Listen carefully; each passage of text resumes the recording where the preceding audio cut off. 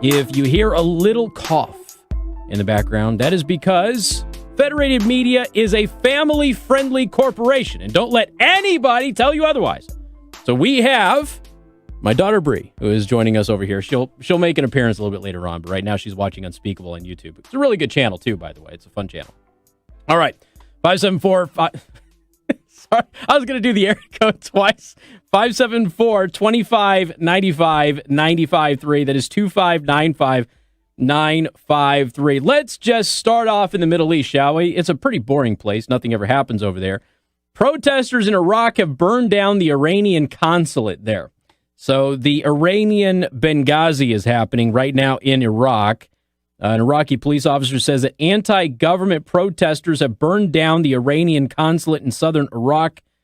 Protesters torched the consulate building in the holy city of Najaf, the seat of the country's Shiite religious authority.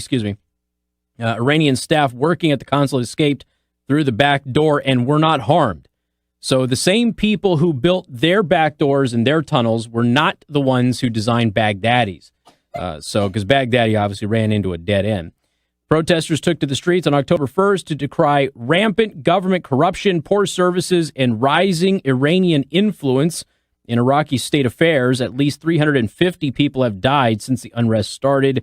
I know that we haven't talked about it a whole lot here on the show. It has been covered on the Discord server. I've been watching people post about it regularly there. Okay, 574-2595-95.3. I have a lot of local stuff to cover, okay? Tons. So we're going to devote most, if not all of the 3 o'clock hour to that, especially since I'm still behind and I promoted things yesterday that we did not get to, mostly because I wasted an entire hour of the program at the beginning, although it was an entertaining hour, if I do say. And a bunch of local media started scrambling, figuring out how is it that Casey knows all of this and none of us do. Like I said, there's no investigative journalist here, except for one, and I've given him many pieces of praise. All right. The South Bend Common Council has greenlit Buttigieg's climate plan. Yay. What could possibly go wrong, ladies and gentlemen? Of course, the myth of man-made global warming continues to be a thorn in my side and everybody else's side. Who has any idea of what is actually happening, but I digress. Let's go to the Tribune. Excuse me, the newspaper that shall remain nameless. I'm not supposed to talk about local outlets. Anyway, the city's Common Council has unanimously supported one of Mayor Buttigieg's final initiatives, a plan aimed at preventing catastrophic global changes by reducing the city's carbon emissions.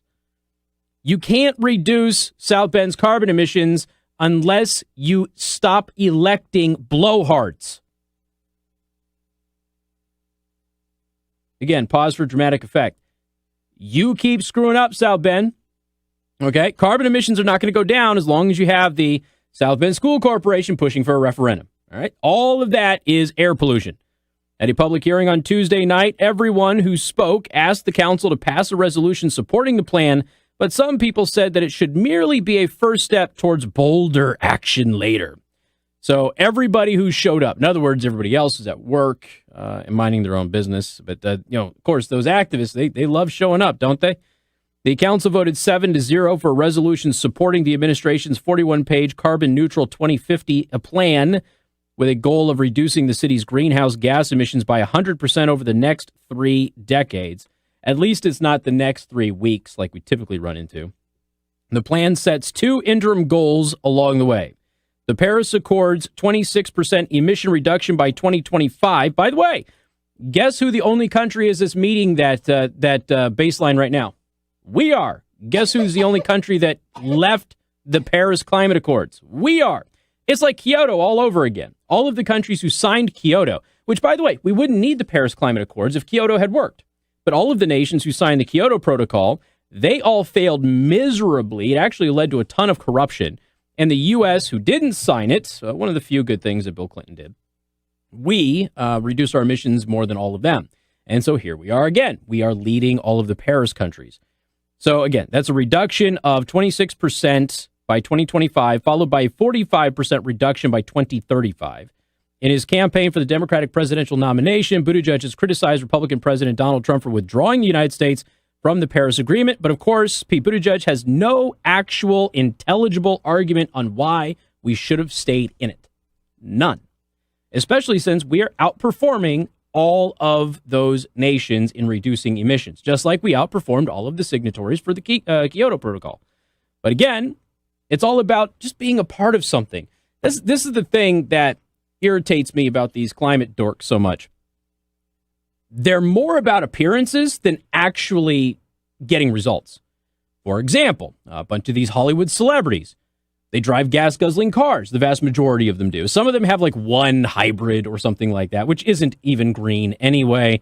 But then they fly all over the world, and they do it for stupid little things. And did you see that Greta Thunberg, the special needs girl that everybody thinks is the messiah in global warming, did you see that her whole movement is being attacked again for being too white and too rich? Rich white people are bored.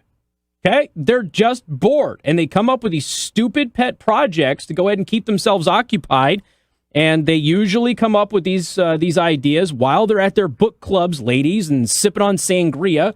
They get 400 or 500 sangrias in, and they say, you know what, we need to save the aminals.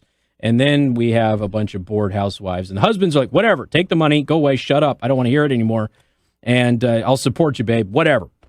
And then we just run into these people who say things, but they don't actually do it. They don't pay any attention to what they're actually doing.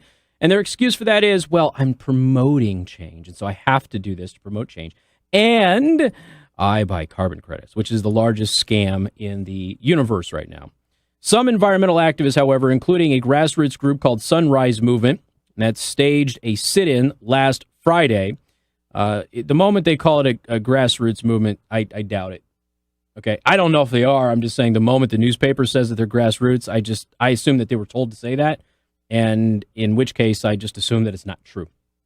So they did a sit-in last Friday outside of Buttigieg's office. They've said that his plan doesn't go far enough because it's less ambitious than the Green New Deal. Of course, advocated by, isn't it funny? The Green New Deal is in the paper. Who is responsible for the Green New Deal? Anyone? Ocasio-Cortez, right. Congratulations, you got it right. And yet, the Tribune says the Green New Deal was advocated by progressive House Democrats and presidential candidates Bernie Sanders and Elizabeth Warren. Why would they not give credit to the person who authored it? Interesting. The council in April unanimously passed a resolution greenlighting the administration's interest in developing a plan to address climate change, yada, yada, yada, following a 1,000-year flood in the city of 2016. And another 500-year flood last year, which of course totally proves that everything. Did you know? I have some people who are in positions of power. Did you know that one of the reasons that parts of South Bend flooded is because they actually didn't open something that they were supposed to open? They chose not to, and as a result, it flooded. Okay, so here's the real question. All right. Was that because somebody was lazy or they made an error, or was that because they wanted something to flood so they had a talking point? I've been doing this so long that, again, I've become a cynic, and the tinfoil just kind of comes out a little quick sometimes. But you have to ask the question.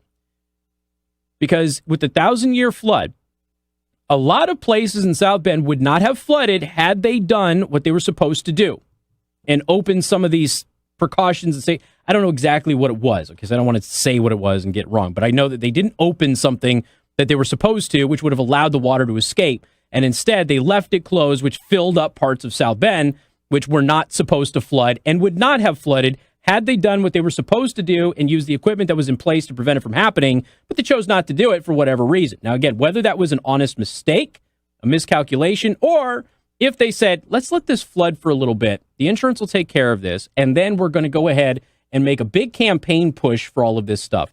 Keep in mind, he had a proposed climate agreement, and he's getting ready to run for president where he runs on climate issues. So it just makes you kind of wonder if maybe there could be a bit of a false flag there. I don't know for sure. I'm just throwing it out there. Why not? We're all getting ready to take leftovers home tomorrow anyway. Might as well give you some tinfoil. But that's not it.